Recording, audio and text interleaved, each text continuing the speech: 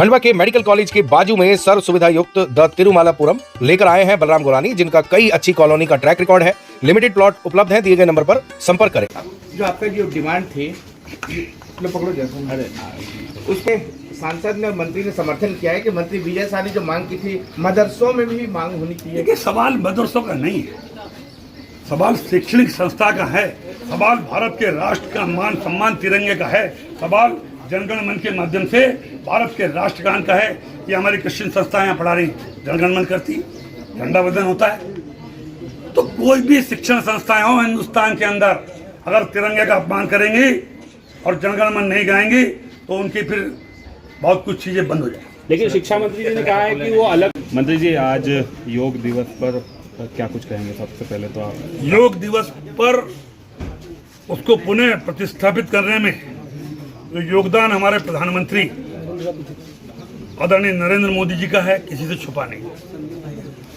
आधुनिक दुनिया में योग को अंतर्राष्ट्रीय योग दिवस के रूप में दुनिया में मनाने का अगर किसी को श्रेय मैं दूं, ये आप भी दोगे तो नरेंद्र मोदी जी को दे।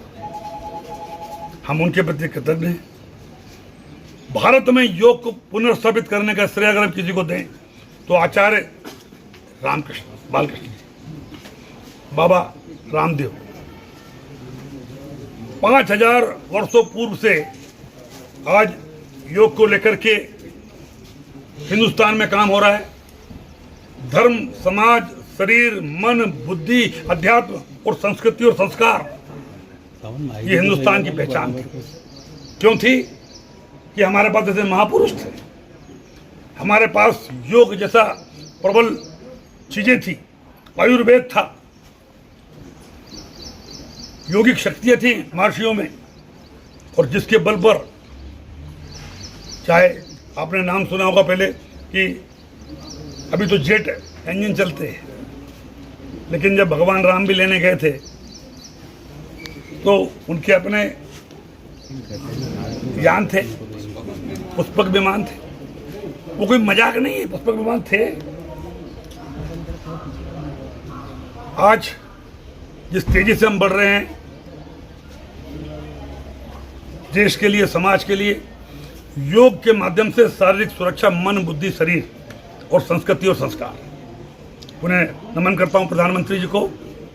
योग दिवस के ढेरों शुभकामनाएं आपके माध्यम से पूरे दुनिया वासियों को देता हूं। इसके अलावा जो दूसरा महत्वपूर्ण काम हमारे प्रधानमंत्री जी और हमारे मुख्यमंत्री मोहन जी ने किया है, 24 तारीख को हमारी रानी दुर्गावती की पुण्यतिथि, हम रानी दुर्गावती श्री अन्न योजना लागू कर रहे हैं।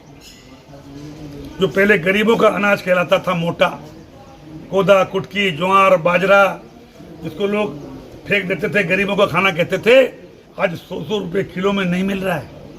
क्या कारण है? कारण वही है, आज गेहूं हम खा रहे हैं, गेहूं हिंदुस्तान का नहीं है। दुनिया के लोग अपने जानवरों के लिए खाना खिलाते थे, वो गेहूं था। और गेहूं से कितनी बीमारी होती है, डॉक्टर लोग खड़े पूछ लो।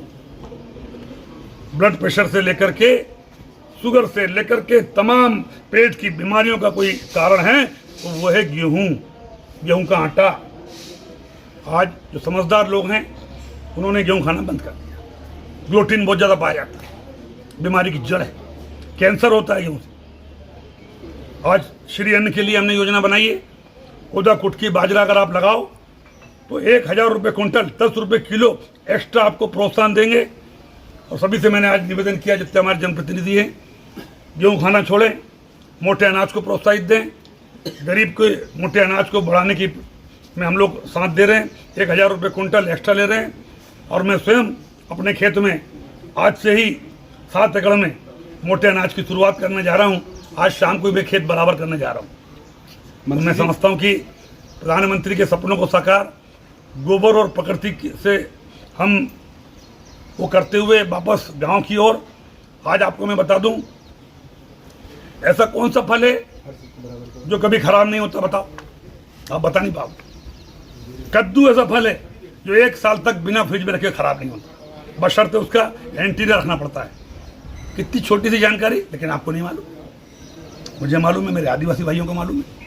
कद्दू में सबसे ज़्यादा शक्कर होती है, भूंज के खा लो, खाद वो सब्जी बना के खा लो, उबाल के खा लो, और रख दो, साल भर बिना फ्रिज का खराब नहीं होता। शहद हजारों वर्ष तक खराब नहीं होता, मालूम है?